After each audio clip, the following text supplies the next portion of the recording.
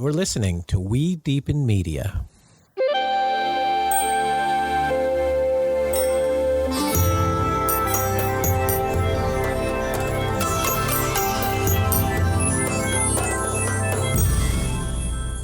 Hello, and welcome to another episode of Deepen with Christina. I'm your host, Christina Weber, founder and CEO of WeDeepen, Feminine Weapon, and also a certified professional love coach and matchmaker. If you do enjoy this podcast, please do go like, subscribe, follow, rate it, give it 5 stars. It helps more people find it, helps me continue to host it. If you haven't lately, go to WeDeepen.com, click on that social calendar and check out all the upcoming social and transformational experiences. This podcast is being recorded at the top of June of 2023, and the Biohacking Conference is coming. It's the 9th Annual Biohacking Conference. This is the one Dave Asprey does yearly. It's happening in Orlando, Florida, June 22nd to the 24th. I will be facilitating the Playful Portal with Jet Eveleth. And the Playful Portal, it's improv meets emotional intelligence. It'll activate all types of mood boosting hormones.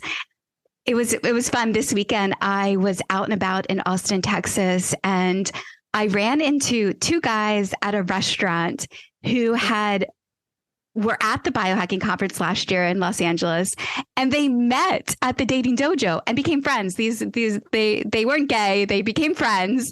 2 men, although definitely there's other couples out there as well. But it was so fun to run into them. They were excited. They had told me that the dating dojo was their favorite part about the Biohacking Conference.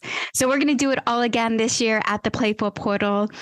Come check it out. I have a small group. WeDeepen has a small group that is connecting on WhatsApp of all people getting excited to go and journey through the conference together. You'll see there is roomfuls after roomfuls of all types of gadgets and gizmos that can help you have a longer, healthier, more radiant life. And here's the thing. If you are currently single, one of the things I always like to consider or to ask people when I'm talking to them about their love life is, when you think of the person that you would like to be with, where is that person hanging out at? And if you would like somebody who is vital, alive, radiant, the Biohacking Conference is a good place to go to meet them. Also coming up in September, we're doing a retreat in Croatia.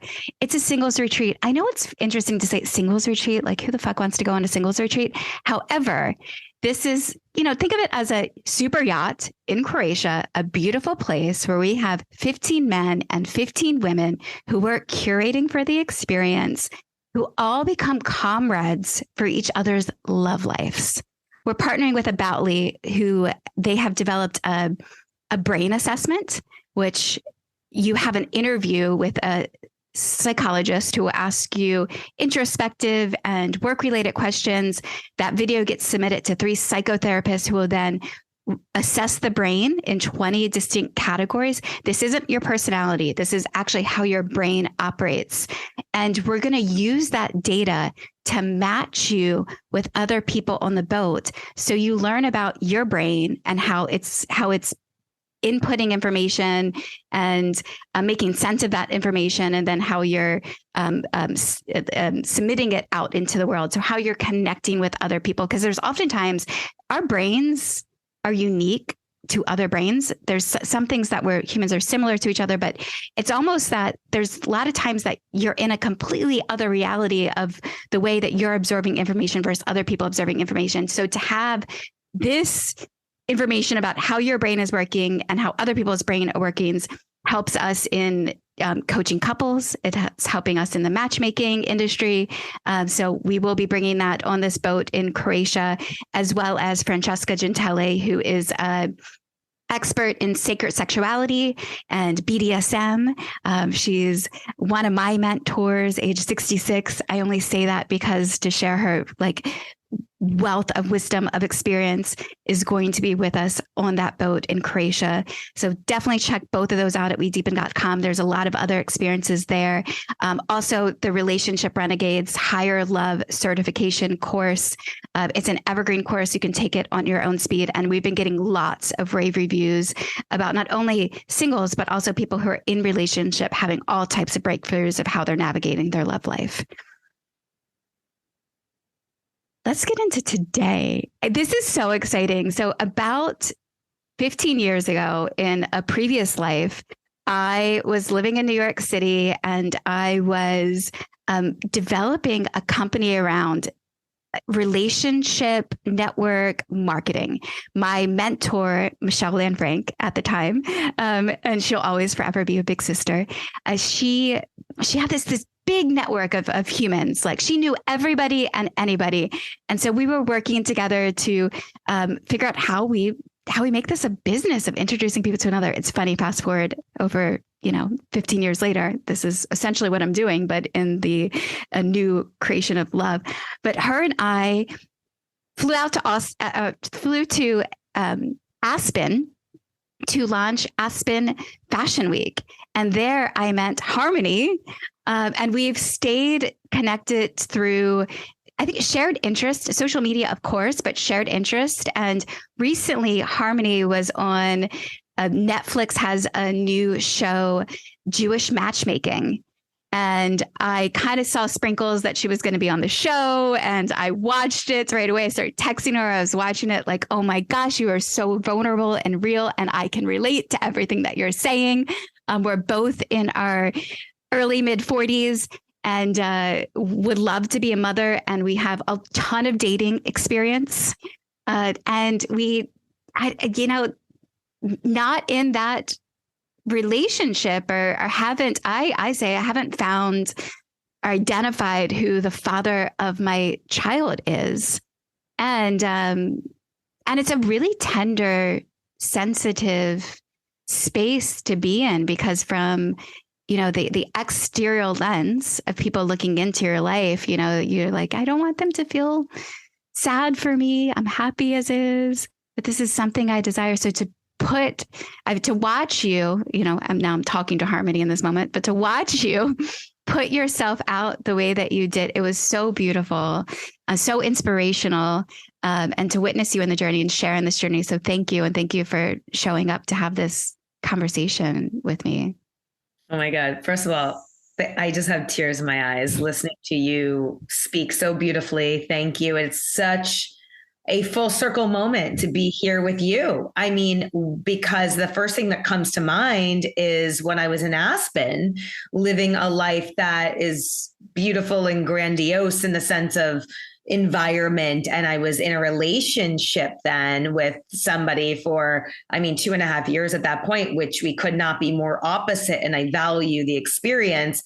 I also got that was my favorite job I ever did, by the way, Christina. Like, literally, when I met you and Michelle, my job, I was a TV host at the time, and I'm like, oh my God, I was very into New York Fashion Week and LA. And I'm like, oh, this is Aspen Fashion Week. I'm going to host this. And I was very in my power in the job front. I felt like I was living my purpose in a way where I can help people, feel excited and joyful. And I didn't know what that meant at that time because I was 29, I think, when I was there. But I was in a relationship that was very stifling and it did not bring out the best in me. And I just thought, okay, well, you can't have it all. And this is the way it should be. And maybe this is just the person I'm supposed to marry and have my child with. So when you just brought up, I haven't identified the father of my child, that just like really hit for me. Because I don't think it's something we think about as much as women back then. Even though we want to have a child, we don't think about the partner that we want to have a child with. And when I look back, I don't think I've thought about this in so long. So thank you for bringing this up, because Aspen was so long ago. But not only did I not know who I was back then, but I didn't really know what I desired and wanted and what kind of partner I could be. So I also take ownership of not being the best partner either in that light, but not really knowing what that looked like. And I think that when we date at that age, the experiences are so vital to what will be in the future. But we have to also step into those experiences, the good, bad, and the ugly, just knowing that they're all stepping stones to our path.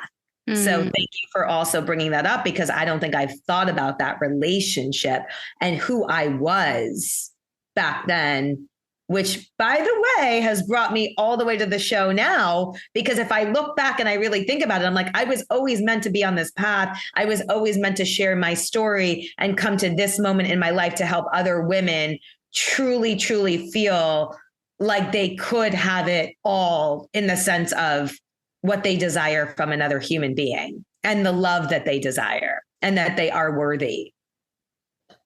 Yeah. And, you know, because here's the thing, congratulations, you're not in a shitty relationship. Thank you. We see a lot of that. It's like, you're not trying to get out of a relationship. I mean, now being 42 and doing the work that I do in the world, I have lots of conversations with, people who got married in their 20s and their partners and them grew apart. And so, I think every time that we say no to that's not it, it also creates some type of ripple effects of evolution in our world when you're not willing to accept anything less than. Like anything less than is a higher potential for a soul loving relationship. Like you think about I'm just ripping right now in the moment. If I think about, you want to be the highest version of yourself. And so we're out there growing as human beings to become the highest version of ourselves. When you won't accept something that's going to meet you in that and bring that best part about you. And that doesn't mean along the journey that you've had lots of relationships. I've had lots of relationships. I have lots of dating experience. Correct. I've had so many dating experiences. I don't even know where to begin, but yes, and to be willing to walk away. Yeah. To say this isn't it is takes so much courage, and it's so bold. And that's part of our evolutionary process for ourselves to keep evolving, and part of their process too. And we're two women who date men there's something biological inside of us for procreational purposes. So that, I think that's like in tune. And we do out in the world have to navigate all these circumstances. Like I'll say one is birth control. I didn't realize birth control until, in my 30s, did I learn about how that fucks up the dating journey. Like your body doesn't release the hormones or the pheromones that can call in the right partner to you. And so that's even something that I didn't know that in my 20s. No, I mean, I was listening to something else about how you attract a whole different type of man after you get off birth control, like the type of person that you attract. So it's different for me because I actually never went on birth control. And I was always very in tune with my hormones and the level of how I operated when I was on something that altered it. And I think I tried it for a month back when I was about 25, and it messed my entire body up to the point where I just felt like, I don't think this is for me. I literally felt like I was not supposed to be on birth control. And I don't know if it was an alignment thing. It's just, you have these intuitions, and it's like going back to the relationships where you just have a feeling what's good for you. And I think that I was able to tap a lot into my body. Also, I teach fitness and I'm very in tune, but then I'd be in my head like, oh, I should be on this. And I think this is what happens with these shoulds. I should be with this person. I should get married when I'm 25. And by the way, all my New York girls, because I'm born and bred in New York and I moved to LA. So I've been in LA 18 years now, so I feel like it's home. But all my New York girls got married at 22, 23 and have their 3 children now. And by the way, that is the life they wanted. And they're so happy. And I value that. It just wasn't my path. I knew that that would not be for me. I would have divorced that person in 2 seconds because I didn't know who I was. And I value that that was what they wanted. But when I tried to live that life, because I did, I moved to the Upper East Side. I was with my guy for 3 years. He wanted to get married. I'm like, I think I'm going to go to LA for the summer. And I never came back. I just knew I was meant for a different path. And it was really more, not just so much about, I want to live in California. And yes, I'm very active. I wanted the environment, but it was because I wanted to go on a self discovery, but I didn't know what that meant until I really started to step into the things that were blocking me. And I think this is what happens a lot with women. I think we block the things that we truly, truly desire. So when we're able to say to someone, no, I love this experience, but you are not for me, that is very powerful, because what you're saying is you're telling yourself how much you love yourself. It's not really about the other person, because the reason I'm so passionate about this, and you brought this up, that ignited, thank you so much, you ignited something else, was that I would just keep saying, I would find something wrong with everyone. I literally would, Christine. I'd be like, this one is not evolved enough. This one doesn't have a good enough job. He's not making enough money. This one lives, in New York and I'm in LA. I would literally find something wrong with all of them. But what I realized was that I truly was not owning what I deeply desired and leaning into the vulnerability of wanting a big love. I think I was giving almost like breadcrumbs, as they say, and I was playing a part in that, when what I was saying to my friends was they're not good enough. But I think what I really felt was I wasn't there yet. So that was a big thing of going on this show. I had to truly own where I was. And we think we have all the time in the world. And I don't like to talk about time in the sense of it's running out, but it's super short.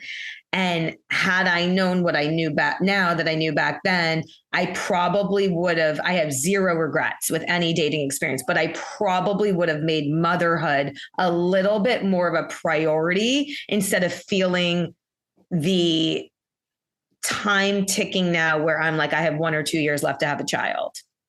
So that's the only thing I would say, is that I would have learned a little bit more about the options where I just thought it was going to happen for me. And we know, and what you do in this world of our dating culture, it is not the same as it was even 5 years ago. Forget 10 years ago. I'm talking 5 years ago, before COVID.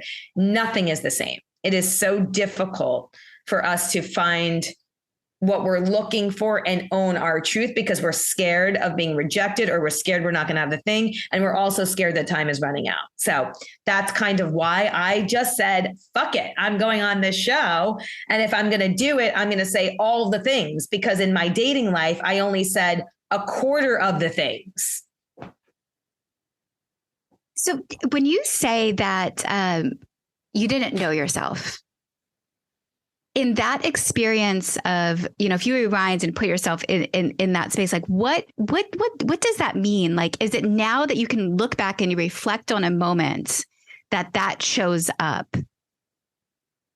Like if somebody's listening to this, they could think of, we all self-awareness. So we all think we have this great self-awareness of who we are and what we're doing. And so there are these like hindsight moments and reflection. We can only see some things. So what are some things that you've seen or that you've observed in yourself that make you believe that you didn't know yourself then? Yeah, I had some wild moments actually recently in the last few years. And I think it's so interesting. Like you don't know what you don't know, right? And I think that when I'd be on these dates, I just would say, if this is who I am, and the way I thought was the way that everybody thought. It's almost like I was saying I wanted someone that was like me. And by the way, we do not want to date someone that is like us, okay? Because then we'd be dating ourselves. We want to date someone that's aligned to us, right? We have the same values, vision, and lifestyle, which, by the way, all three, so important. Lewis Howe always talks about this. And, it's just the three things have to be intact, because without that, you have pieces. And I think this is what happens. We have awareness, but we don't know what that awareness really is. So for me, I would have these moments where I thought, okay, let me just step back and observe my own behavior.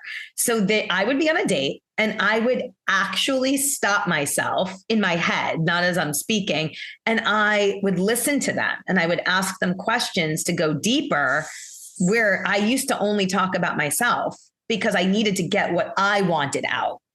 And it wasn't about an ego thing. It was just, okay, hear me, hear me, hear me. This is what I want. Are you it? Are you this person? Instead of listening to who they are, what they could offer, who they are as a being. And I think that was the biggest shift, which was start to listen, because the perspective that someone shares with you about their life and about what they have gone through can literally change your whole world and the way you think. Also, starting the microdose path with mushrooms and all of that changed my whole world.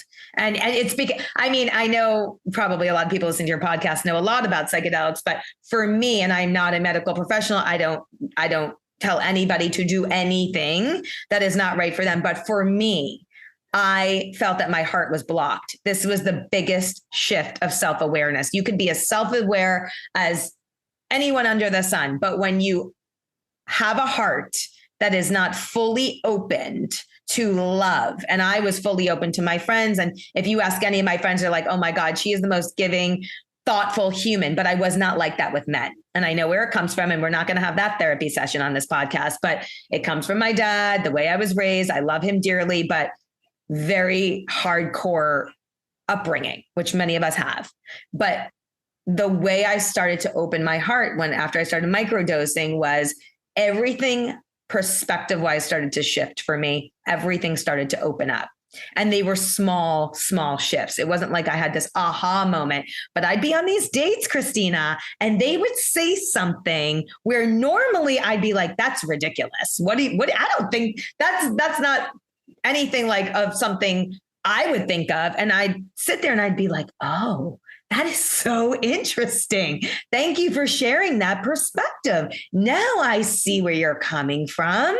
And I think that opening and leaning into what that could look like in a partnership was everything for me. I love that in the TV show, you mentioned microdosing mushrooms, and for Yes, a mainstream audience, that was fun. I was like, yes, girl, go talk about it. And the guy that you were on the date with was like, whoa. I know. Two funny things about that. Number one, it's funny because I asked the producer, should I be saying this? And she's like, absolutely. And I thought, we obviously mushrooms and psychedelics in general are becoming so much more mainstream with all the documentaries we see and everything that's coming out. Hopefully it will be legal very soon. But I think for me, it was so important for me to talk about what opened my heart, as you just asked me. And what you didn't see, by the way, was the conversation that happened before, where my date was actually talking about wellness retreats in Sedona and things that he experienced that opened up his heart. So of course the edit, was just basically like I'm talking about mushrooms, and he's like, what the fuck? But he was very open to it, which was so interesting. And I think when I speak about it from how it shifts the neural pathways in your brain for you to just see things in a different light, that is completely opposite of the way you were taught, that is when people are open to it. And again, it changed my life. It doesn't mean I would say for everybody, but if you want to open your heart in a way where you feel so blocked and you don't know what to do, I didn't want to go to alcohol. Did not make me feel good. Cannabis did not put me in a good state of frame. I wanted something that was, natural, that I could feel was an opener. And that was my medicine, as we say. But let me tell you how many messages I got because of that scene, where women are like, oh my God, thank you so much for talking about it. Oh, this is so not mainstream, but you're bringing it to light, and people need to know how this changed my life, and how much more open I feel because of it. And I think that we're not talking enough about what opens us up and what we can do in our daily life to feel more joy. We just feel like people just feel like they have to cope in this world. And I think that's a big misconception. What are we doing to better ourselves that is more, as you will love, is more deepening in our bodies and out of our minds? Because for me, I was living in my head basically my entire life. Which is wild, by the way, because as you know, I teach fitness and I am in my body workout wise all the time, but it was not connected to my brain. Yeah, the connection is really important. You know, it's funny. I think sometimes there's a little bit of, I understand not to over intellectualize heart work, and the brain is the star in the process of falling in love. Your brain is actually what activates the release of all types of the feel good hormones, the dopamine, the oxytocins, like every hormone that like creates the feeling of love and bonds you to another person is part of the brain. So I think in private, the dating process, like in my connections, I'm like, you have to get past my brain to get to my heart. It's like my brain is protecting me and my heart. Now it's really, I noticed before that you shared that you wanted a big love. However, there was but you were holding back on bringing the big love. So it's like that process of, I want a big love. So I'm going to bring the big love into every encounter that I have. There's one of my mentors who is, she says often, this is Laura Nana. She says, practice seeing the one in all ones and being the one in all ones. We used to host this Midnights with Mary in Marina Del Rey every Friday, where everyone would wear white on Friday nights, and we would guide people through, tantra-like exercises. Yeah. And during that process, I remember I actually went through a phase where I was like overwhelmed with so much love. I was like, oh gosh, because and men would fall in love over and over with me. And the reason they would fall in love is because I would be present with them and look in them like deeply in their eyes and connect with them and be in a state of like joy and fun. And they would be like, oh my God, I love you. You seem like you don't really, and I'm surprised you said the thing about the headspace, because I feel like you deeply live from your heart space. So it's interesting to hear you say that. And I think, the more we step into that body work and that presence, it's really a presence. It really is presence. And I think you just brought something up that was so interesting, which was, I know why I was basically not present for most of those dates that I was on. I wasn't. So that's people. I mean, the number one thing when I've private calls with people is like when they say what they want in life, like they want a significant other who's super present. And I mean, the man that I have been connecting with for since January, and actually him and I initially like we were friends and colleagues, and then over New Year's we went out with another friend and we took mushrooms. Oh my God, my favorite kind of date. and it wasn't a date necessarily. It was like, we're out as like friends. And then I was like, let's play truth or dare. And so him and I are at this party playing truth or dare. And on mushrooms. And that's truth or dare. That's truth or dare. And he gave me, I chose dare, and he said, I dare you to kiss me. And I kissed him and I felt his lips and I was like, oh, whoa. And then that same night on mushrooms, we were dancing and we danced back to back. I just for a whole entire song, I leaned my back against his back. And I remember feeling like, because he's older than I am, and initially like older men, and he's not that much older, but there was a thing that I had around like how old I thought the person would be. So I wasn't I didn't go into the New Year's hangout thinking that this was like an intimate experience with this person. But once after the kiss, and then we danced back to back for this entire song, I remember like, it was like my body, I guess my body did come over me, and it was like, this man has my back.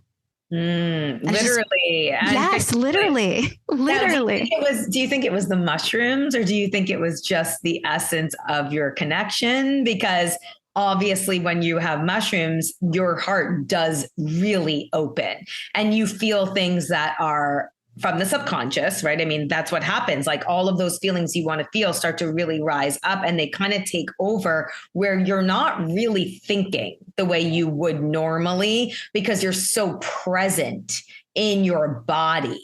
And I think that's the beauty also of what mushrooms do, because it reminds you to drop in. And this is the way, I mean, obviously we're not going to be on mushrooms every day, but I'm just saying, like, it reminds you of the way I think the way you want to feel as a little kid when you want to be loved and seen, heard.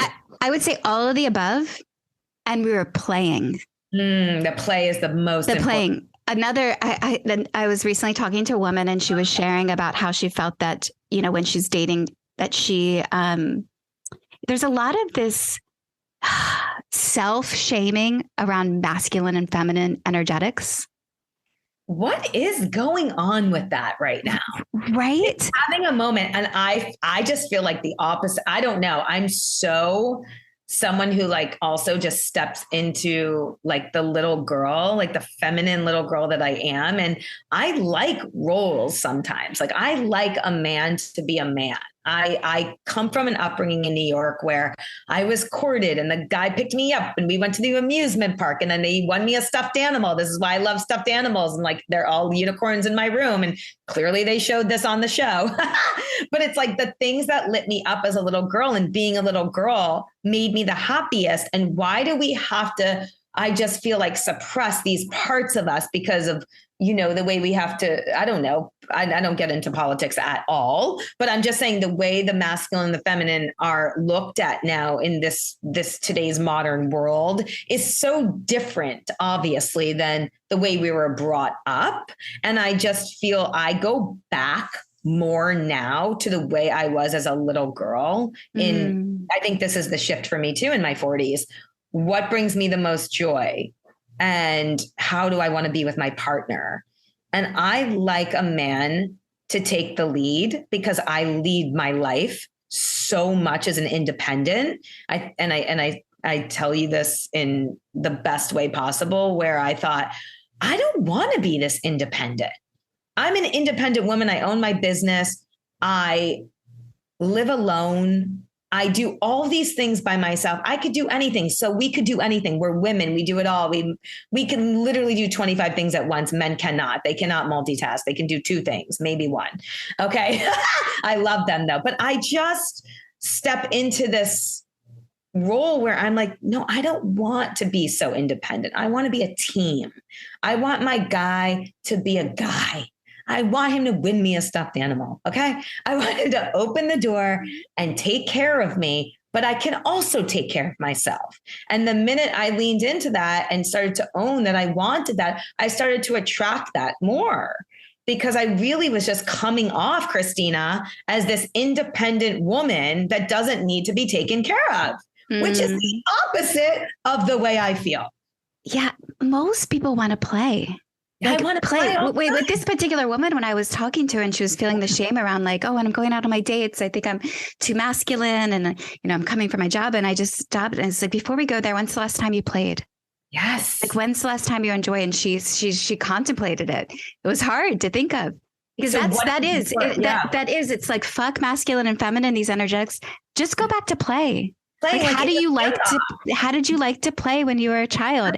And that's when we go out on dates. And sometimes even the dates of the going to dinner. If you're going to go to dinner, create a play during your dinner experience. I love that. So, and you know, I was going to ask you a question about that in the show. one of the things they show all my unicorns, and like my dog has a teepee, and I'm like, I want to, literally the first thing I say in my room is like, I want to build a fort with somebody that I can have sex with, because forts as a little kid was the thing that I did. I love being in a magical teepee. And obviously that's why I love going to that's why I live in California, right? I love going to Joshua Tree and all these outside, areas where I can create another reality.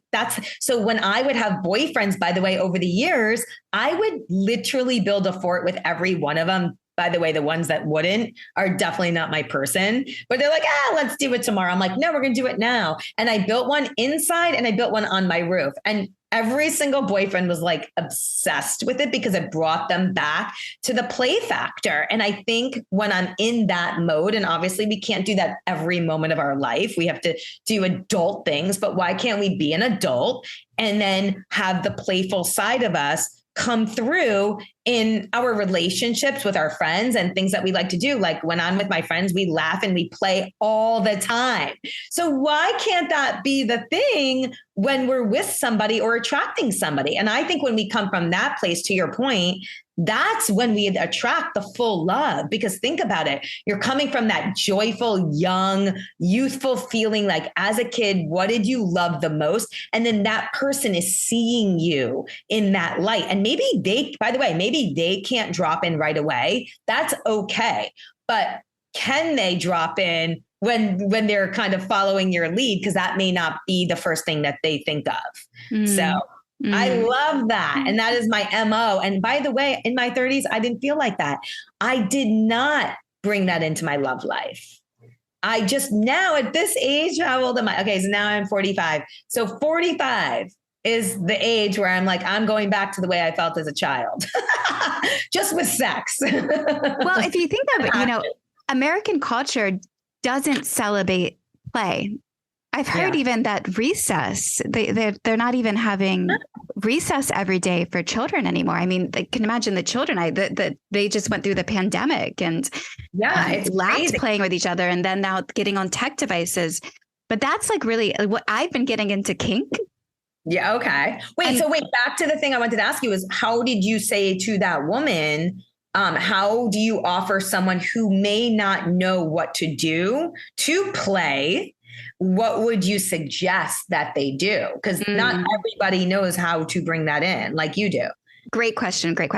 Well, some of the experience, go to WeDeepen.com and join us for the Playful Portal at the Biohacking Conference. But improv workshops are great. Improv, ecstatic dances, card games, like board games, taboo nights, play truth or dare,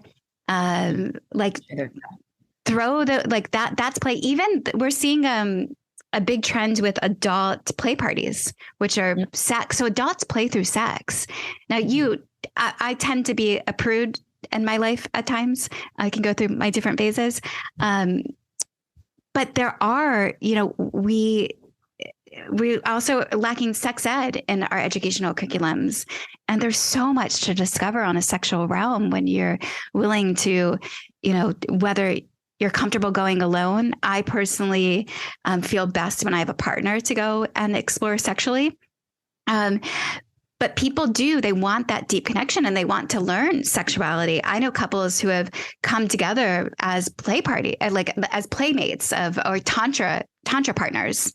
And there's actually one of my colleagues, Yosef Sagi, him and his partner, Natalie, he facilitates a mystery temple night in Los Angeles, which is an adult play party. And him and his partner met on a dating app, and they both wanted a partner to study Tantra with. And it turned into a relationship. So also too, think of as you don't have to always do it alone. You can go venture out and again, go take an improv class, go to an ecstatic dance, but you can find a partner and invite them in to do that with you. And it doesn't need to be so serious. Hey, I'm looking for a play date. You want to go play and do this one activity with me? It's like having practice partners out in the world while alleviating the pressure of the whole searching and sorting. And is he the one? Is she the one? and instead reframing to like, how can I have more experience in my life? How can I bring more joy into my life? And it can even be as simple as sticking your tongue out at a stranger. I got to try that one. Wow. That's fun. Yeah. It's really I think it's also just a matter of, we're so serious. This is another thing I've been noticing about people. Everybody is so serious lately. Like just even walking to the coffee shop, I always compliment somebody. I'm always on a line. I'm smiling. I know my people, obviously the coffee shop, because it's the local one, but people are just looking at their phones. They're just down. Their head is, even just their head is down. And I'm just thinking, why? I know why. Obviously, we went through like the craziest time in the world with the pandemic, but now that we're out of it, I'm noticing also, I'm sure you notice and so many people do that, just people are not connected. But I also think they're not connected to themselves. And I think a lot of people have lost what makes them happy and what brings them joy. I love the dance. Every morning, I always try to do this. I always try to pick up my dog in the morning because my dog is like a person, by the way. I pick her up and we put on a song and we just dance. And it doesn't even, I just like throw her around, like she's like my person. And it just gets me out of this anxious feeling of what do I have to do in my day? Here's the checklist. Oh my God, I have to be here, A, B, and C, and D. But when you start to dance, like the ecstatic dance I love, by the way, I've done so many of those, and you just like get into your body, all of that starts to dissipate and you have such a different way that you go about leading your day.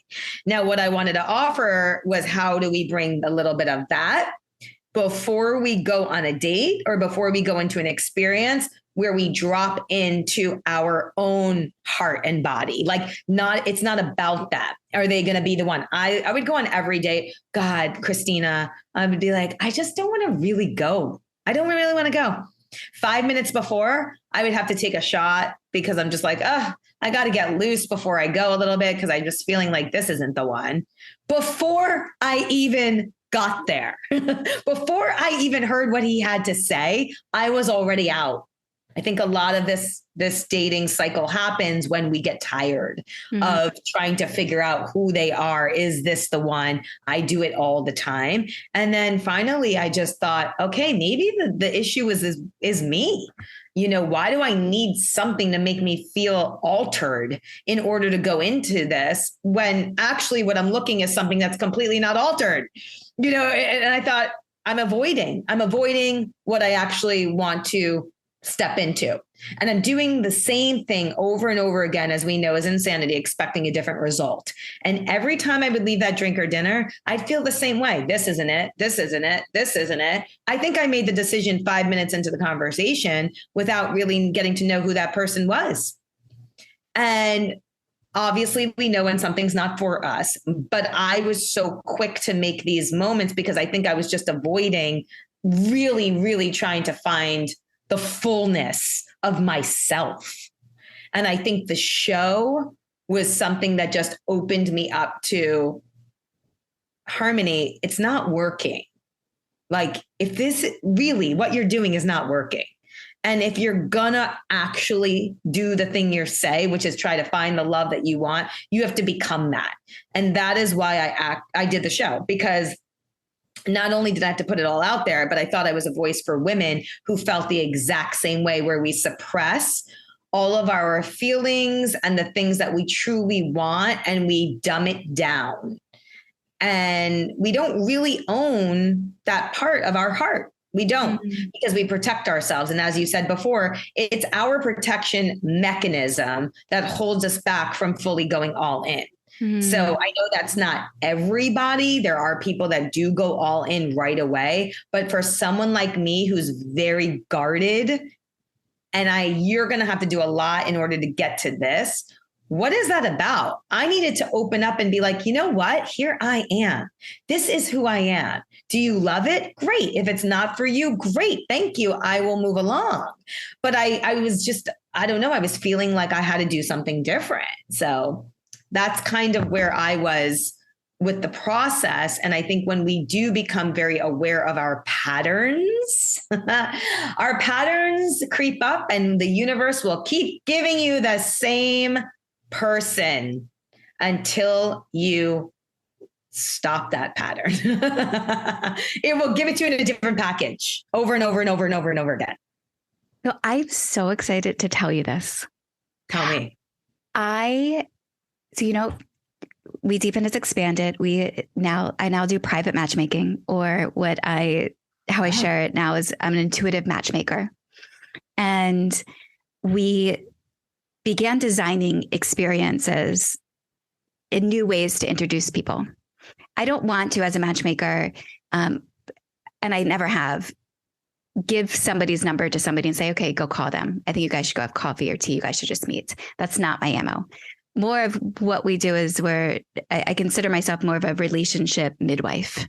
And I understand that the starting point of how you met your significant other for some people is really important, because that's the beginning of your love story. And for everything that you've just brought up of like, how do I even get ready for a date? Like, how do I get myself excited to it and then excited for the date? And where did this date even come from? If it came from an online dating app, then it's like came from a pile of profiles that you swiped through that you then analyzed to decipher based upon what they looked like and what they wrote. And maybe you've Googled them and looked them up online and see that they have a nice job as well. Hopefully you've had a conversation. I always suggest jump on the phone and at least hear each other's voice beforehand. But take all that out. So when I am introducing people, for the most part, I don't share any photos ahead of time. It's like a trust fall. It's like Jet and I, who are doing the Playful Portal, are also in the process of planning a retreat that we're calling the Trustless Retreat. And no one's going to know anything that's going to happen in the entire retreat. You're just going to trust. If you want to come, trust us. I love this. I got to come to this and come join us. But we just did our first introduction in the Playful Portal, which is a private experience online with Jet.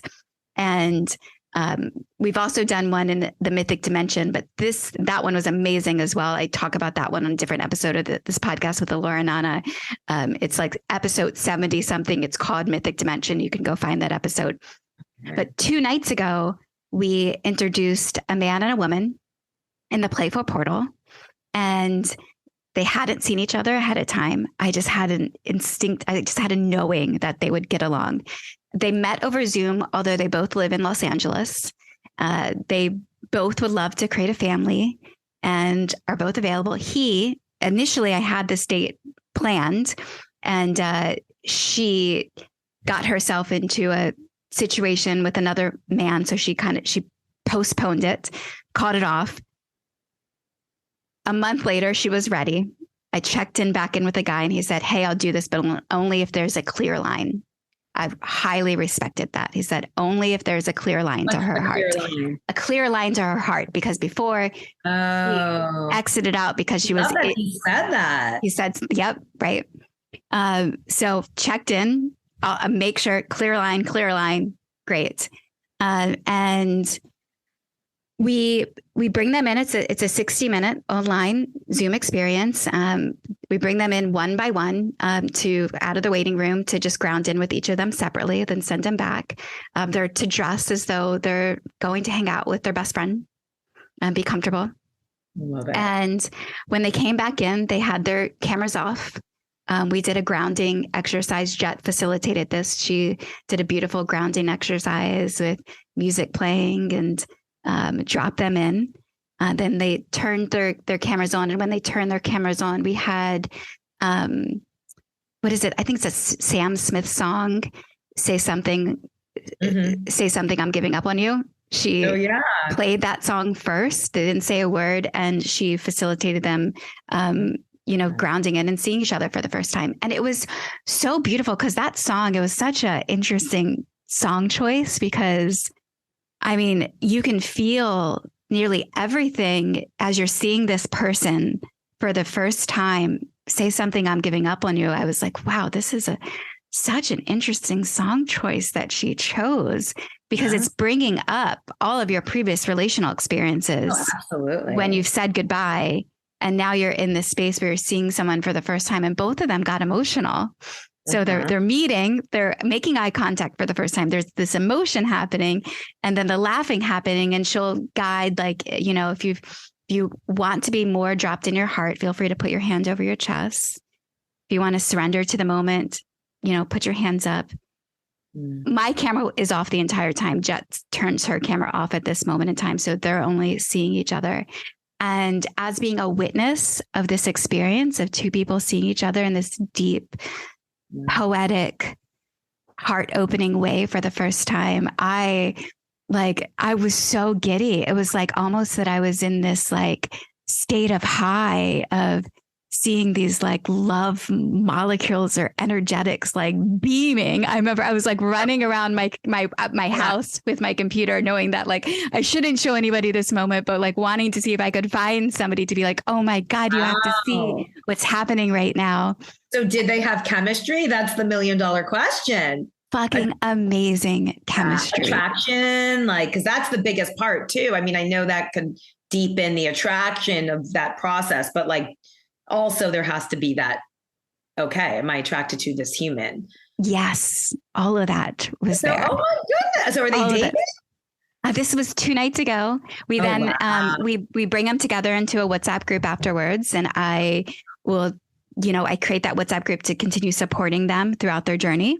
They both have sent these really heartfelt links. After their experience, we suggest that they go, take a break for a moment and then call each other. And integrate what just happened together. And then we're here to support you through this chat, but that's how they get each other's numbers for the first time, is like they're in this chat. So probably 3 or 4 hours later, they both sent separately these really sweet messages of it's so, yeah, he's first sent, thank you, Christina and Jet, for creating a beautiful container for so-and-so and I to meet in a fun and open way. I felt safe to freely express in the moment throughout the night. I appreciate you sharing these 4 guiding pillars for us to explore together. I had sent them guidelines for their relationship. And then she wrote back like shortly after and said, oh, thank you so much for sharing these. Beautiful and exciting to see. Sending all my love. Thank you for a beautiful evening and a warm connection. I love that. How beautiful. And I think, first of all, you're doing like God's work. Also, sign me up. Secondly, I would like someone that I'm attracted to, because on the show, as you saw, definitely not my thing. However, I did take each one as a separate experience and very much valued, the conversation at the time, but also just being a little disappointed, because I think when I do ask for the thing that I'm looking for in fullness, and you just sort of, I don't know, you get there and you're kind of like, this really isn't it. I really do try to be open now, as opposed to before. I really wasn't as much. I'd kind of write it off right away. But I also do know myself very clearly, and to feel, I don't know, at the midway through a conversation or whatever, you do get a feeling of, this is not my person. And I don't know if I'm doing it too quickly, but I also feel like I know myself now, where I really do need to feel something when I'm with them. And for me, I know it happens very early on. And I don't mean that initial passion.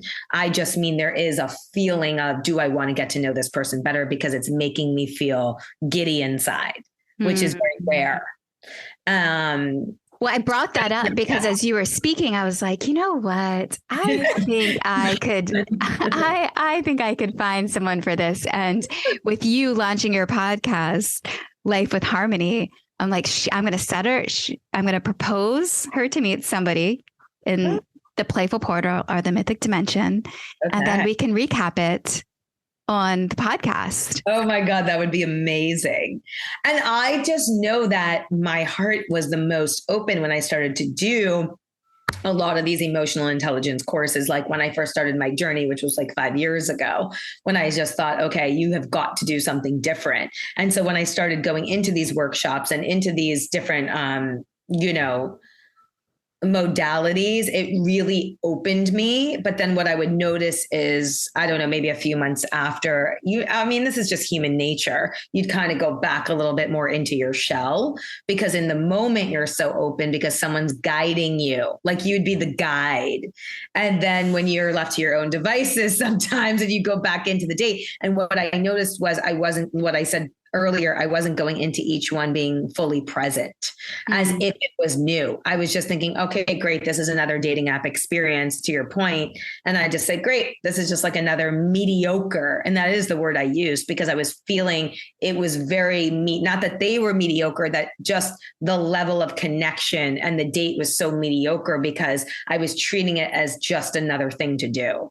When I was looking for the opposite. So I think it's so important with what you're doing is, how do we almost bring a little bit of what you're doing? Because you're obviously not going to be able to do that for everyone at the same time, but how do we bring that in to, I don't know, almost your prep or your mid conversation with someone where they could take a pause or a moment. And obviously it's not, I don't know, right? It's not like idealistic to be like, wait a minute, let me pause, but just something that you can go into dates with. I think that's a little bit more mindful. And maybe and by the way, I know people in your community and people that listen could probably do it a little bit easier, but I'm talking more for the people that, like me, that need a little bit more guidance or help, who are living a little up in their head. Well, I'll say that all of this, it takes practice. It's an ever evolving practice. It's not like that I can just give you a trick and you're snapping. I think before we record it, you had said something of tools, like give me actionable items or tools to take with. And really, I did a podcast with Charles Eisenstein, he's the author of Sacred Economies and The More Beautiful World We Know Is Possible, and a big philosopher that many people know and love. And I asked him about tools too. And he was like, it's not really, he's like, it's like we gather information out in the world, and we gather this information, and then we take this information, we distill the information down to the heart.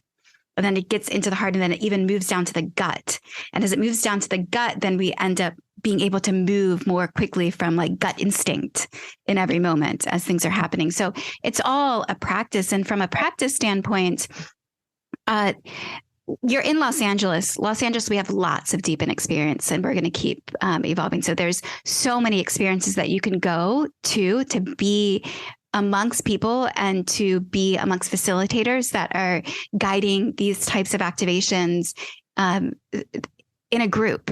And you don't have to go with the pressure that like, oh, I'm going to go meet my guy. You can go for dating purposes. I think there's great people there and you might meet somebody, but you'll get access to this information that then you can then use through an experiential way. It's like you're a fitness teacher, but and your muscles change because you keep going to class. You don't just go to class once and get all the information. You have to keep going back. So that's what these curations of the experiences that we have from Tantra workshops. We represent all the Tantra speed dates.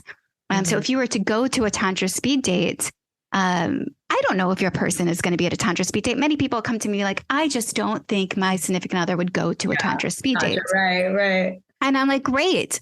Awesome. I don't know if they will either. Maybe they won't. However, if you go to a Tantra speed date, you're going to be in a state of practice and you're going to learn something new that then you can take into your dating life.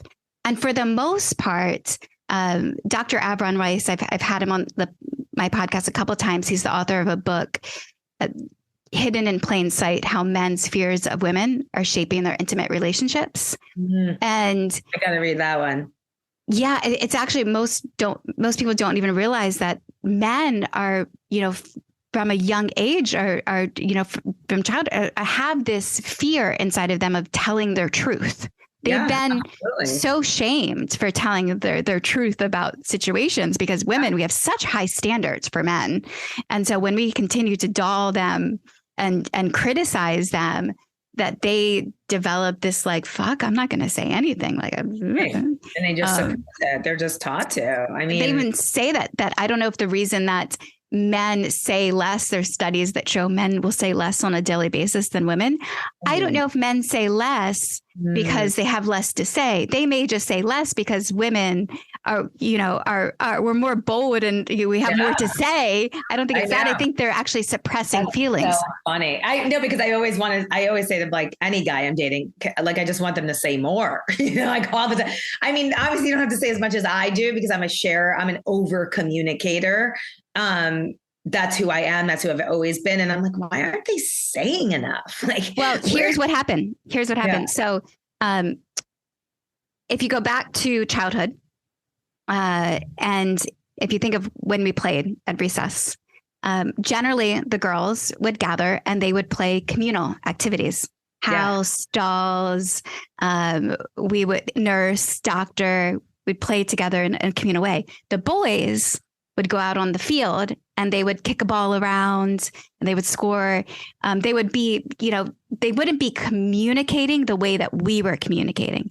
So by the time puberty hits at, say, 12, 13, 14, women tend to be 8 years ahead of them because we've been practicing communing with each other where they've been practicing competing with each other. Yep. So women you have, for the most part, and Dr. Everyone says this on a podcast, for the most part with men, he encourages them to go in and learn relationship from the woman, like learn love from the woman. Now, it's a nuanced situation because I can remember even like when, Black Lives Matters is happening, is really big. And, I had lots of, I'm saying something controversial in the moment, so I'll acknowledge that. But, there's a big thing of Black people don't want to tell white people what to do. We've been telling you go figure it out on yourself. Well, here's the thing, for real change to happen, we have to do it together. Right. And so we have to be willing to share with men and open them up because we are the mothers of the world. Yeah. Like we birthed them into humanity. And so to be willing to, first off, study love. I always say of like, how much have you studied love? Tantra is a great place to go to study love, but like reading books on love, you can read all the relational books. I think relationship books are really important as well. But oftentimes too, when one person says, I love you, and the other person says, I love you, does love mean the same thing to you and them? So you can be willing to, like, if you want a big love, one of the main topics I would say to discuss when you're dating is love. Yeah. I love that. I do love that. And I think we shy away from that. I think it's like taboo sometimes to like bring that up, but I think that is the way. And I notice that when I go out with men and I share and I give them space to also share, they share more. When I wasn't doing that before, like I would just talk about me. And again, not about me ego-wise, meaning just about my experiences or whatever, because I thought that was just, I needed to be heard in a way. And now that when I share, and I have so many guy friends now, or just people after dates that maybe we weren't romantic, but we did keep a friendship, which I love because I never did that before. I would just be like, all right, I'm done with that. And I would get messages from men that were just like, thank you so much for taking the time. Your energy is so incredible. And also thank you for letting me share or listen. Thank you for listening. And they would just share more as I gave them space to. And I think that's a lot of times what we don't do as women, especially alpha independent women. We want the love, but then we go into our alpha sometimes, myself included. That's what I do. Like I can own a conversation, but then I want to just step back and be like, okay, like, tell me about you. And also it's information. So that's another thing that I learned on these dates. Like it's information, whether this person is for you or not, you can decide, but it's information as to what they're telling you. So you don't get to judge it. And I think too, is like, you said that word earlier of, brought up partner, like you're looking for a partner now at this time in your life. And sometimes when we go into dating experiences, we think it's like this solo journey. Like I need to figure out what this connection is. Correct. That was my biggest thing. Why is it not we get to figure out what this dynamic is between us? and then share from that space. Like you should, like, almost the vulnerable aspect. Like when Brene Brown started preaching vulnerability back in the day, I thought that, oh, if I go out on my dates, then I should share about, like, you know, the challenging situations that happened in my childhood.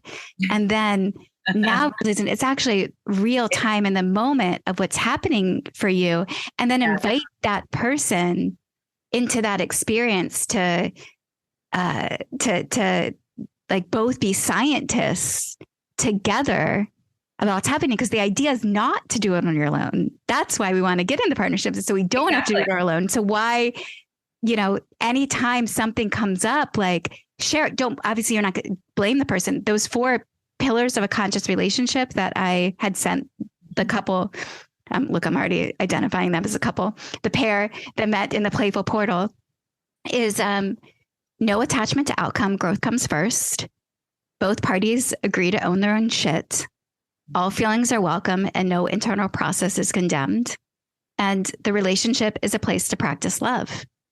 That starts on day one. That first date, go into that in that way. So sharing my experience. Oh my God, I got so interesting. I got triggered when you didn't set the time that we were going to meet until the hour before. Yep.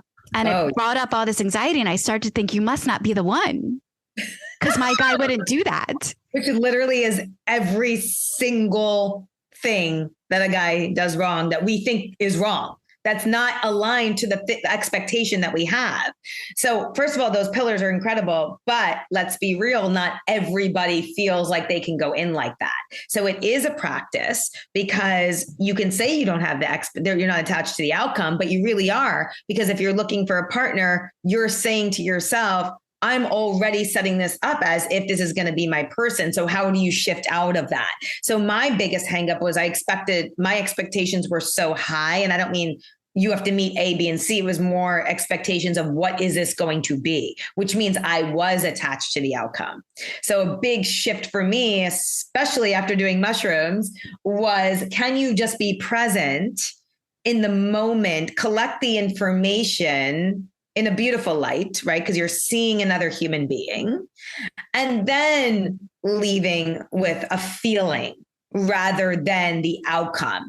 And I think I wasn't really feeling into how I was on the date about this person. I was just thinking, literally, what was I going to do in the next hour? Is this person enough for me? And do I want to see them again every day? And that's my point. I had to shift into feeling like, okay, how do I become more present? It's a practice. What can I do to ground myself to get into that? If I'm of a growth mindset, why am I not looking at it together as a growth mindset? Meaning, how do we navigate on this date? Just because he's not sharing as much as me, does that mean he's not my person? You know, that was wild. Like, why isn't he?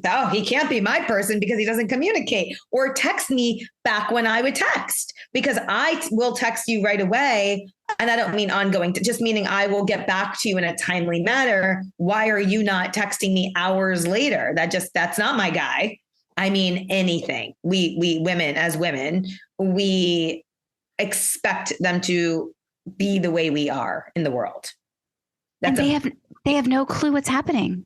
They have no clue, Christina. Like, they're so simple. If I was telling the guy I was dating, and he's like, what are you talking about? Like, I made up a whole story as to why he didn't call me for a day. I don't even remember what it was. It doesn't matter. I just made up a story in my head.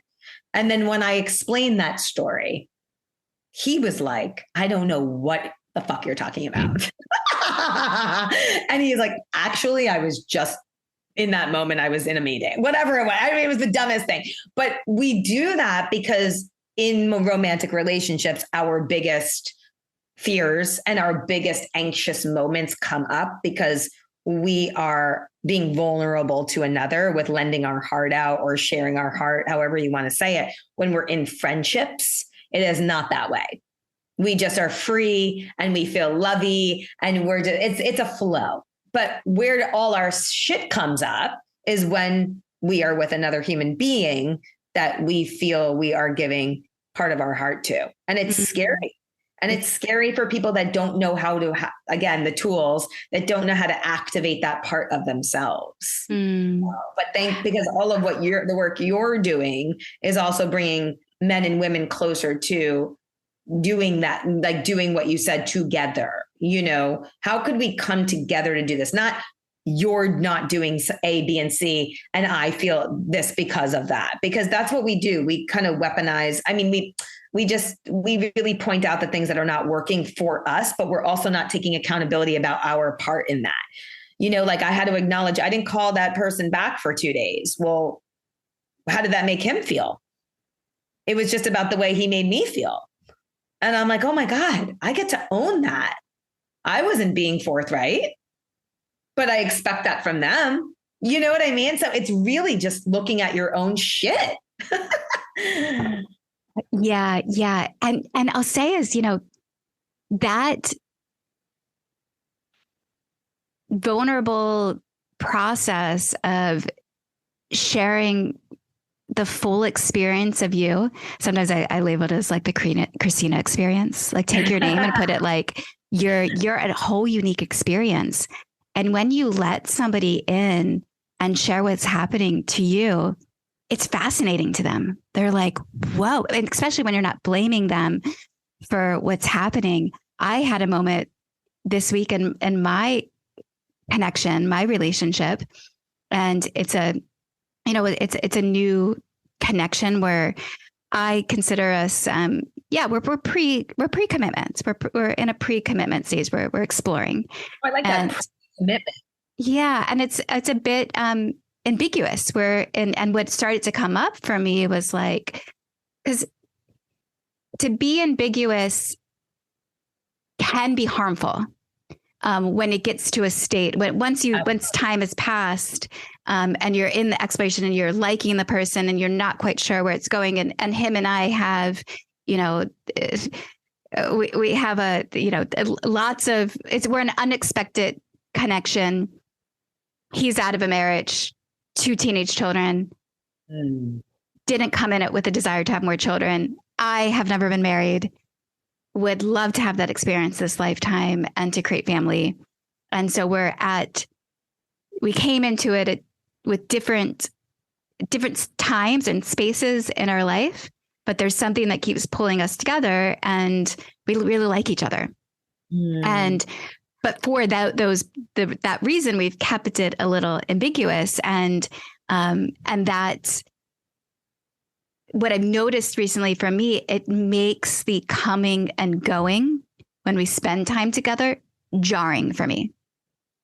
Because the last time this past weekend, we hung out for 24 hours, but I went over there midday thinking I was stopping by for 3 hours and then I was going to go work on my computer and go back to work. And it ended up unfolding into 24 hours. But even too, as the nighttime came around, I didn't know whether or not I was sleeping at his place or not. Right. And how does that make you feel though? I mean, because does that make you feel anxious that you don't know what's going to happen? Or do you lean into and just be like, okay, like meaning how long do you stay in an ambiguous state until you be uncomfortable? Because like for me, it's when I notice that it's ambiguous, I name it. Mm-hmm. And that's essentially, and what happened was, so we had this experience, I left, it was great. And then aftercare is really important when you're dating somebody. Yes. When you leave a date, and especially if you're planning this is a continued exploration. I like being in the present moment. I think being in the present moment is really important, especially when you're getting to know somebody. However, like aftercare, we had spent, an intimate 24 hours together. And then I had messaged him the following day at 11 a.m. and it was midnight and I didn't hear back from that message. And so I got my whole system became uneasy. And yes, I looked around, I was like, okay, you're going into week 4 of your cycle. Your estrogen is dropping. And you're uncomfortable. I'm like, confused. I was confused about why I was feeling this way, but I knew I just had to name it and tell him. So I wrote a message to him and acknowledged, like, without blaming him, but hey, I'm noticing that I'm a bit uneasy. Next time we're together, I think let's discuss aftercare for the future of what we could do. So my system feels better in these situations. And he pretty much responded right away, like, oh my gosh, thank you so much for telling me. Can you talk right now? And then he explained his whole day of all the things that he had done that day. And then was like, yes, next time we get together, let's take the opportunity to talk about it. And number two, so and then he called me like the next day. We ended up talking on the phone for an hour in the middle of the day. And I shared with him all that I was experiencing. And because I journaled about it. And so I was pretty much just went through of like, here's the full experience of me, even to including, this has been super vulnerable because him and I have been dating for 6 months, but we don't have penetrative sex. We have deep intimacy, but no penetration. Thank God that that's not a part of the equation. And I, even in that conversation, got to share, I know the tricky things that we have is, where we're at in our lives. And I would be lying if I didn't say that sometimes I don't fantasize about you being the father of my children. And I'm not projecting that on you because I know you don't want to have children, but like, you should know I fantasize about that. Right. Just to be in my full authenticity. I'm not going to project that onto you, but like, you should know, because if I don't tell you, that shows up into the space in weird ways. And the energy, like my goal is to keep energy clear and like truthful and honest moment by moment. If he wants to walk away because sometimes I fantasize about him being the father of my children, then great, walk away. Like, go into that. Well, no, I really respect that. I mean, so where is he at with, I guess more to the point of, if you do want that in your life, how long would you stay in something that is ambiguous and is leaning to the fact that he does not want any more children and you do, how long do you stay in something like that to protect your energy as well? Because that's another thing that will keep coming up until you have some sort of, well, it's an interesting question. How long, the timing question. I had a matchmaking discovery call moments ago, and she said, how many people are you going to introduce me to? And it's, I asked my matchmaker that too, by the way, for the show, like, how many are there? Yeah. How many, like, give us these numbers of these times and the people and the quantifying. And here's the thing is like, well, number one, we're not exclusive. As I say, we're pre-committed. Right. I'm dating other people. Okay, great. So I don't know. I can't say how long I'll do it because I'm enjoying my time with him. He's, I can date other people. He can date other people.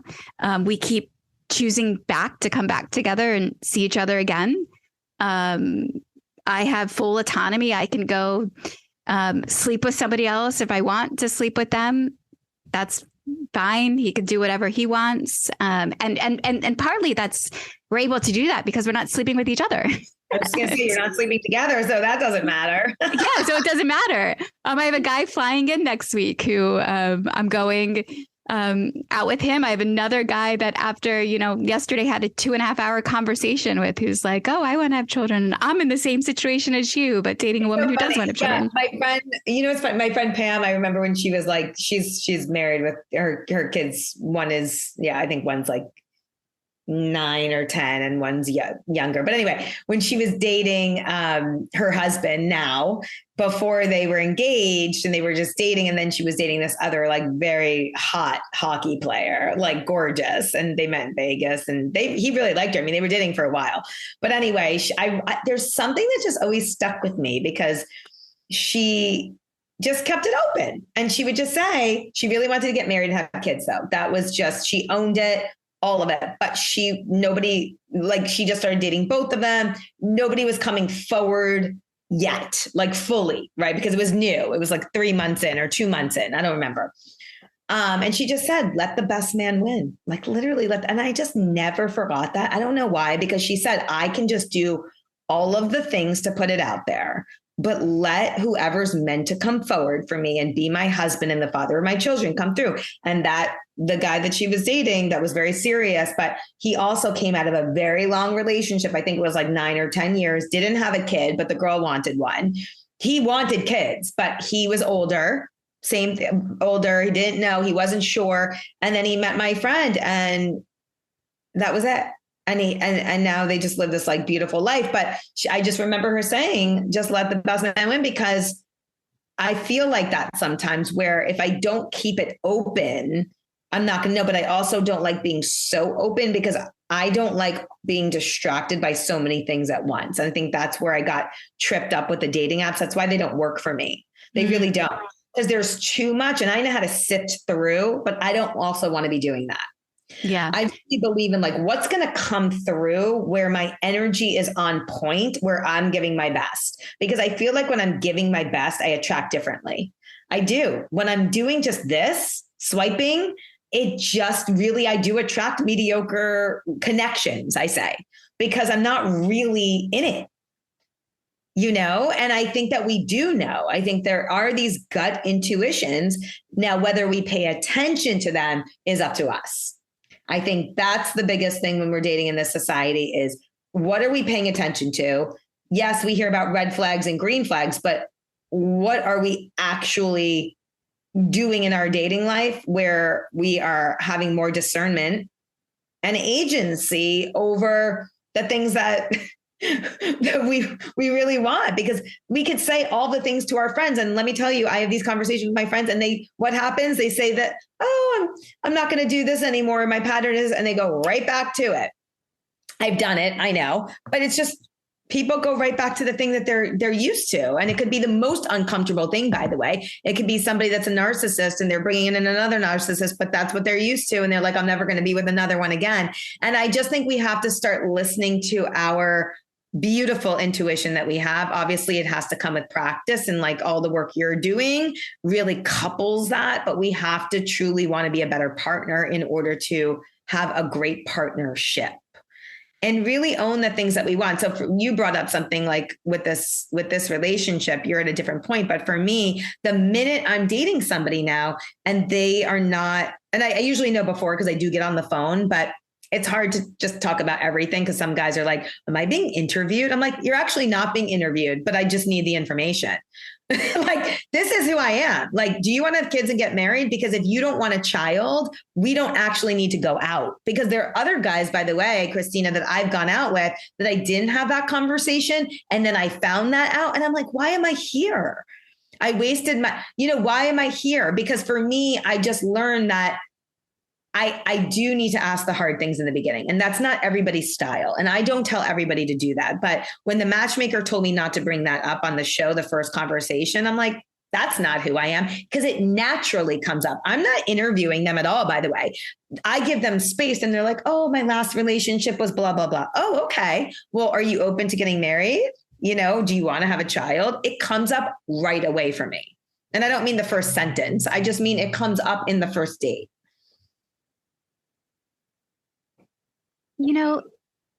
There's all types of ways of doing things. And I think you asked before of like, what are, some actionable items. And I think there's a little, if I look at those 4 principles of a conscious relationship, number 1, no attachment to outcome, growth comes first.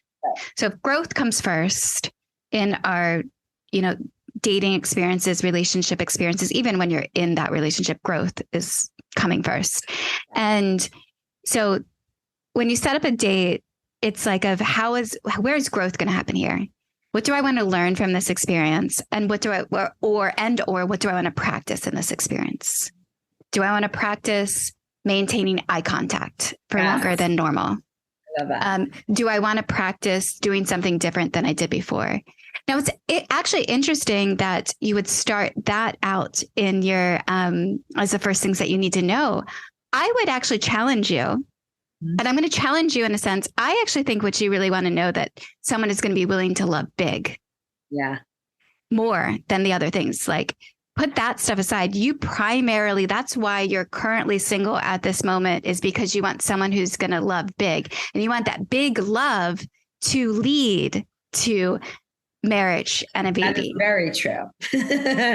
But how do you know if someone's going to love big in the beginning when they're little? Okay, so let's say, what is loving big? So to try this on, that love is a process of removing layers of the ego, the things that are holding you back from being the highest version of yourself and the most authentic version of yourself, coupled with ever increasing acts of sharing. Because you give to who you love. And here's the thing, true giving is actually challenging. So if you meet somebody who's willing to play the full out love game, the baby thing, they're going to give you a baby because that's part of love. Oh, definitely. I agree with that. I think maybe sometimes I just don't give that opportunity in the beginning because it's hard. They don't share a lot in the beginning unless you open. And I know that's part of it. That's part of the growth thing. But I think because I share so much, sometimes the challenge for me is trying to get them to share a little bit more in that convo. But then they do open up. And then sometimes I'm like, okay, that's too much. But you're right. It really is about the loving big. It is. And I really want to share all of that with somebody. And I don't think I was willing to actually go into that before because I had my separate things and I'm blah, blah, blah. I'm independent, but I'm like, no, I want to share a big love with someone. I want to share everything. That's how I truly feel. How do you feel love? Huh? How do you feel love?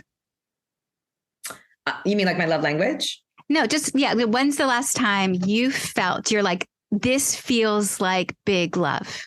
I don't think I've had it in a very long time. I would say I've had versions of it.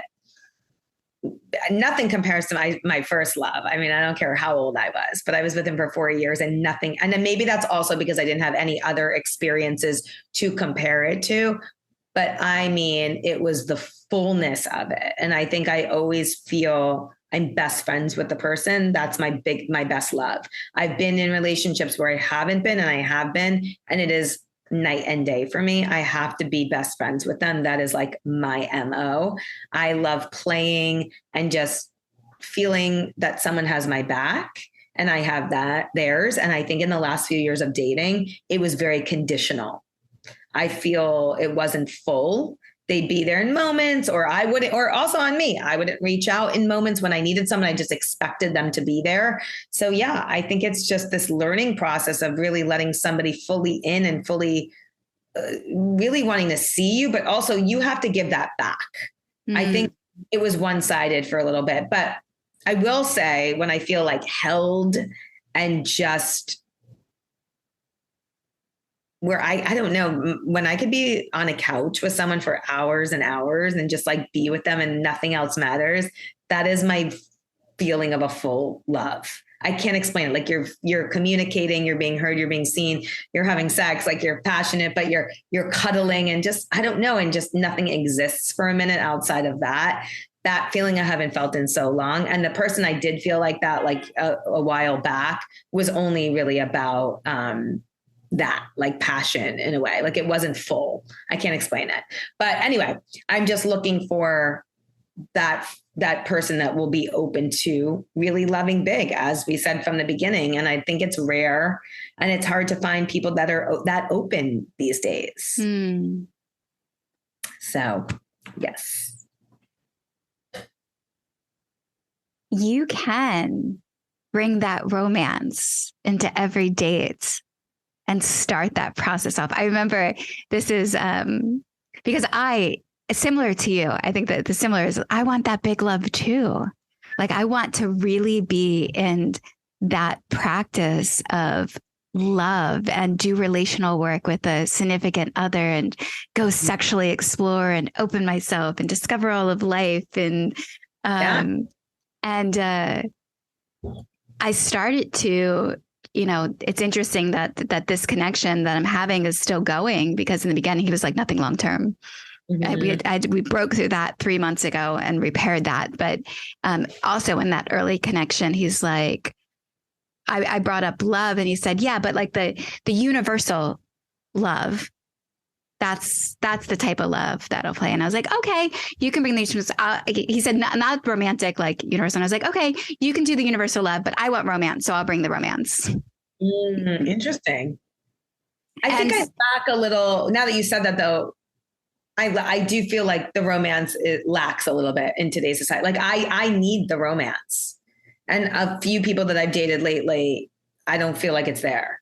And it's not like I'm blatant. It's just, I don't feel it. So maybe it's something. I just watched something right before we got on this call about you bringing the romance into it, because you're showing also that not that you expect that, but that you are stepping into that romantic side of yourself. So it allows them to kind of come into the romantic side of them. And I thought, oh, but I do like all these little gifts or like little things to think about my person. I do that naturally. But I feel if you want romance, I'm like, why aren't they giving me romance? Like is it dead? Is it there? I know it's not. So do I need to step into that? So yeah, is that your... Totally. And just remember, when you're dating, people are traumatized in love. We're traumatized society around love. The divorce rate was 50% when we were children. The divorce rate is still 50%. There's all these Facebook groups that I'm a part of that are, I mean, God, the stories that the cheating, the lies, the infidelity, like there's the stalker behavior. There's, women's emotions that are scary. Like there's a lot of things that are scary to guys. So when you're dating a man in their 40s or 50s, they've seen a lot, they're scared. So remember that they're scared that they're going to hurt you, like of all the things. So, I often tell, I've had many, this past guy, he was like, I'm scared of breaking your heart. And I was like, you can't break my heart. It's like, I own my heart. It's my, please be gentle with my heart and always tell your truth. But if you tell me the truth, you can't break my heart. Like if I know the truth, and the only thing that can break my heart is when I perceive something differently than what it is. And my expectations have been broken. But as long as I can keep my expectations in check, because you're telling me the truth of the reality in the situation, we're all good here. Mm-hmm. Exactly. Yeah. I mean, I think, it's a dance. It's a dance. And look, if it's not for you, it's not for you, and you learn. But I think it's just kind of stepping in and leaning into the things that you want in love, not just from them, just like in love in general. So yeah, great. So this is making me feel like I need to lean in a little bit more, which I will. There's a really good book. I highly recommend it. It's called, Kabbalah on Love. I feel like I've read that. I'm reading Rethink Love, which is also written by Monica Berg, who... Oh, great. Yes. Perfect. Her and her husband obviously now run the Kabbalah Center because Michael's parents have passed and they were the originators. But but it's incredible. And I've also taken Kabbalah classes now, which also changed a lot for me because I was missing the spiritual element in my world. And I'm going back to it because I think that was the part that was truly missing for me in my own sense. And then what I can also bring in. But Rethink Love is a phenomenal book that also comes with a workbook. I'm going to check that one out. I haven't read that one, but I'm super, super excited about that one too. Mind-blowing. Amazing. Yeah. Thank you. I have to read many parts over because I'm like, this is a little bit like I have to reread so I can actually engulf the info. So then I could practice it because it's so beautiful the way it's written, but also the practices, and the workbook also gets you out of your own, like what you were doing and your concept of love and, kind of working towards the stuff that you want the most. So yeah, it's Rethink Love by Monica Berg, I believe. Yeah. Amazing.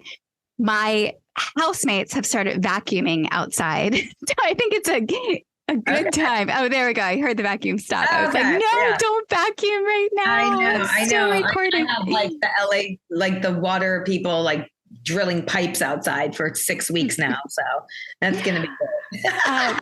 Well, thank you so much for being so vulnerable and sharing your story, because it's people are are watching you. And I feel that too. They're like, what's going to happen next in her love life? And they're cheering for you or they're rooting for you. And other people, it's vulnerable experience because there are people that are like out in the world because maybe they're not winning right now in love. And so they're like, oh, I don't want to see her.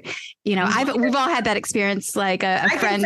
It's what you're doing with your podcast. It's like this, the more people that we can touch and the more we talk about our own story and you being so vulnerable, also just even about sexuality and the things that we're repressing. And all of that is so important because, they show 2 snippets on TV. Obviously there's 17 million layers to us as humans. And they're seeing 2 things, but I'm like, at least for those 2 things or whatever it was, the edit was so on point because it was just me also stepping into like, no, I want passion. I can have passion. I also, want to be with someone I deeply connect to and who wants a family. And I think it's what we do also, I'll just end with this, is that we say one of our truths because we're scared to step into the rest. And I was doing that for so long. I was saying one thing I wanted, but I knew that like I was meant for this big overarching love, but I was willing to settle for over here. And that is ridiculous because you're never going to live a joyful life until you step into what's going to make you feel the most joyful, and you will attract where you are. And if you're willing to settle for something less, that's what you're going to attract. But if you want the big love and you lead from that heart place and the energy place and all of that beauty that you have from within, that's who you're going to attract because it's a mirror reflection. Our relationships are all the mirror to our own stuff. So let's get like the beautiful mirror that and also I'm signing up for whatever you're doing with this portal. You're definitely signing up. So if you go to WeDeepen.com, there's a matchmaking database. Please submit yourself into the matchmaking database because I'm actually has been activity this week and I bought a printer the other day because the matchmaking database is popping and I realized I need to like look at these people's faces on a daily basis. So I have a large whiteboard in the house and I'm printing out everybody in that database. And so I can stare at them and see like who in there. And the casting process, when you match them up, that's like what happens. Yes, that's what's going to happen. And the great thing about it is everyone who fills on that database, like I ask a question, like, tell me about the growth work that you've done. Like what courses have you taken? Love it. Like, I want to know why you're ready right now. That. What qualifies you for love? and what are 3 perceived benefits of being in relationship with you? And then tell me your preferences and we'll go from there. Right. Oh my God, I love this. Question for you how did you come up with the name Life with Harmony for your podcast? I think this is the first time I fully felt like when my dad gave me this name, this was always the purpose behind it. It was this wild moment on mushrooms, by the way. That's how I came up with it because I was so out of sync for so long. And I felt I had harmony in my life in certain aspects, but I felt very disharmonious. And when I went on this personal development journey, I felt like how many other people are not aligned mind, heart, and soul. My soul is pure. My heart is great. My mind is of the intellectual being, but nothing was matching up as I kind of touched on before. How do I find more harmony in my life? My name is Harmony. Like this is literally what I would think about when I was taking mushrooms. I'm like, I don't understand. I feel like my whole purpose in this world is to help other people find the harmony in their everyday.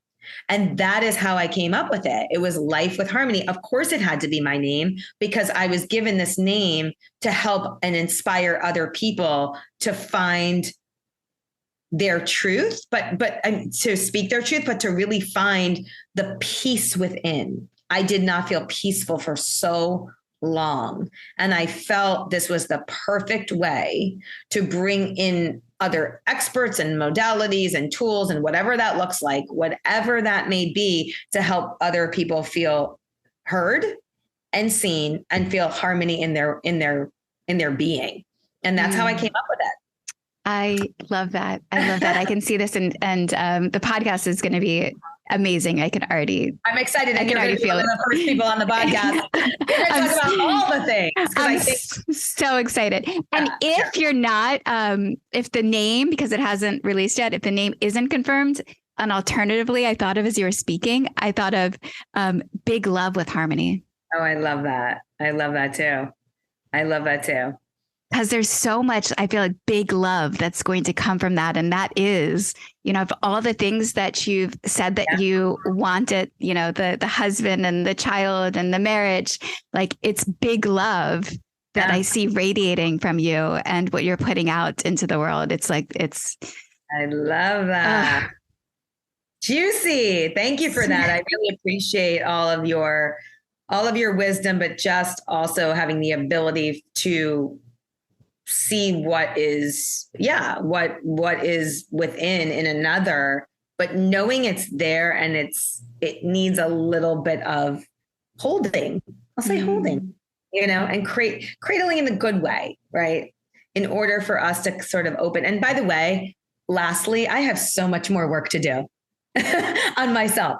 And it's an everyday process, but it's a forever process. And if you think you're just going to be like, oh my God, I hate when you were like, I forgot what you asked me. It was more to the point of like, what was the moment where you felt the shift? And I have many of those moments, and then I will revert back into my old patterns, but it's those moments that allow me to move forward.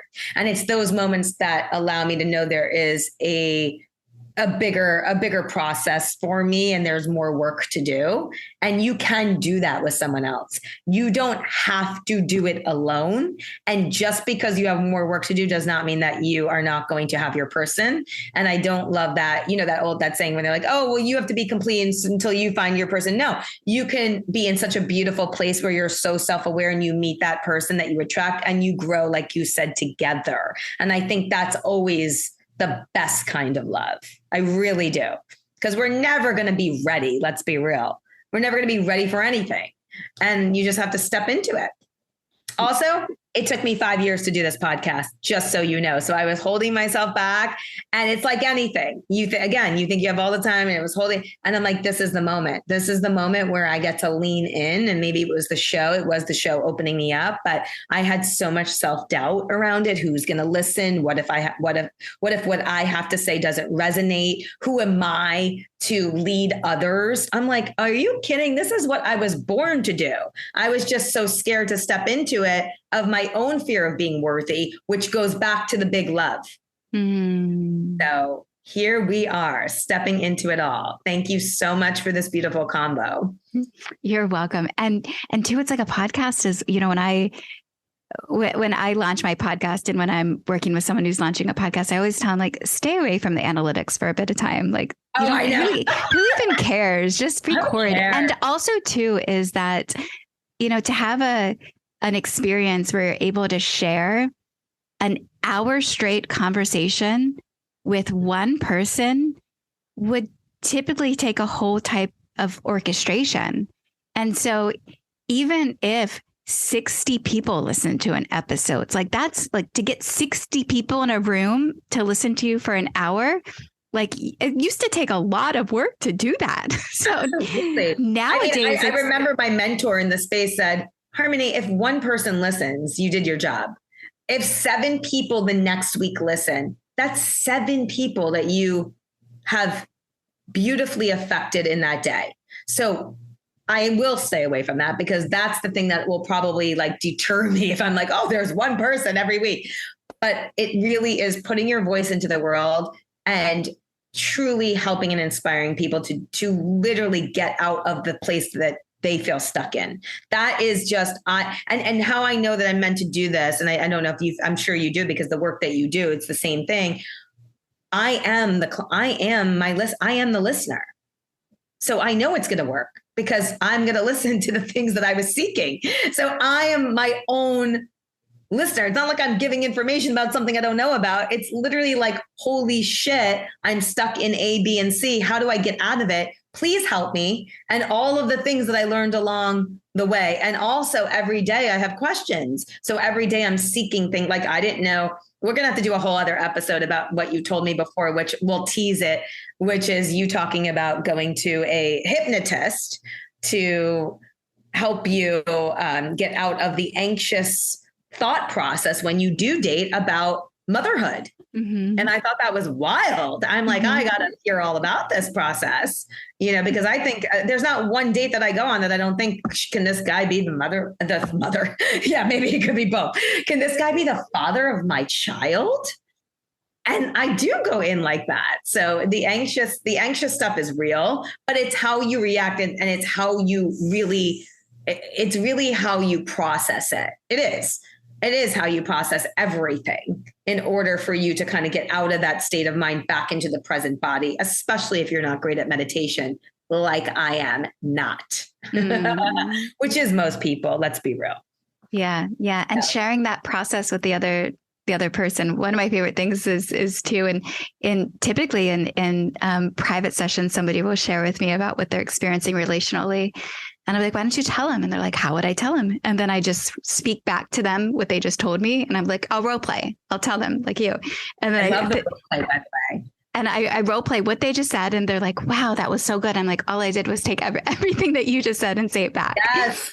And they're like, oh my God. I mean, you and I could go on forever, but lastly, I do say something that helped me, when I would hear someone and I would say, okay, so what I heard you say was, because you're giving someone an opportunity to really dive into what they just said. Because most people don't listen these days. I mean, they just don't. Yeah. Podcasters do, but most people don't. You're hearing what you want to process. You really are, especially on dates. What you just heard, you probably process differently than how they said it. But what if you actually listened to something that was, okay, exciting, and then you said, okay, so what I heard you say was A, B, and C. And then they can either say, oh, you know what? I actually didn't mean that part, but this is what I meant by that. And you're giving them the opportunity to dive in a little bit deeper, and it could be on some very serious topics. So that's something I had to practice. And of course, you don't want to sound like a therapist. I don't mean it like that, but you're just kind of spitting back to them what they just said, and it makes them feel a little bit more heard. So it opens them up a little bit. So, and it's interesting. I like to think of it as, if we bring play into it, our conversations and dating, we're like sparring partners, not in like an interview way, but like in a witty, fun, experiential way. Sometimes when I come home from dates, I realize all the conversations that got started that never ended. I'm like, I don't think I told the end of that story or wrapped up that particular point. But you're just dancing and we're in a dance in our dating process with another human being. I'm excited that you're going to fill out the matchmaking form. I'm excited to create an introduction for you in the future. I am also thirdly excited of this podcast journey that you're about to embark on, because I imagine it to be life-changing, and I'll recommend a bunch of people that, that you can interview and have conversations with that would thoroughly enjoy. I'm going to come to you for all the tips and all the things that I'm going to mess up, which I think is fun, and a little bit of messiness is good, right? A little bit of messiness. A friend of mine, she recently asked a question to Jane Fonda on stage, and she said, hey, I'm turning 40 and I think I'm figuring life out right now.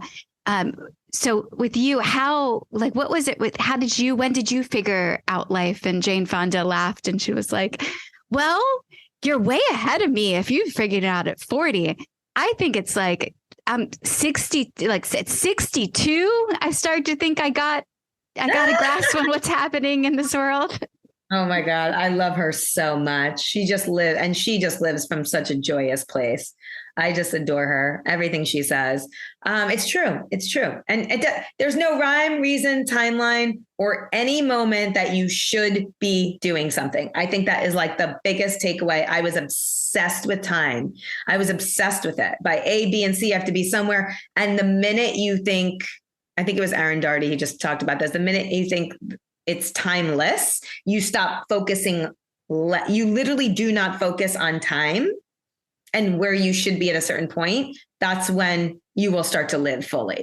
And I think that's a practice. I don't think it comes easily. I don't think you can just switch it off. But if you practice that and just live joyfully, your life will change. Also, some mushrooms will help you. But again, I do not promote it to anybody, as we know we can't, that are not equipped for that. But those that are curious and can be open to it, it's a wonderful opening. So, well, if you're listening and you're curious, I do know a beautiful mushroom microdose tea company based out of Los Angeles. So feel free to message me. Thank you, Harmonie. Thank you. Thank you, everyone, for listening to another episode of Deepen with Christina. Again, if you do enjoy this podcast, please do like, subscribe, follow, rate it, give it 5 stars. It helps more people find it, helps me continuing to host it. Also, go check out that calendar at WeDeepen.com. I would love to see you in person. If you're currently single, that matchmaking database is for you. Because why I love sharing this podcast with you, what I love even more is interacting with you in real life, whether it's at an event or whether it's one-on-one with you and supporting you in your intimacy journey. That's why I do what I do. Okay. Bye for now. Love you.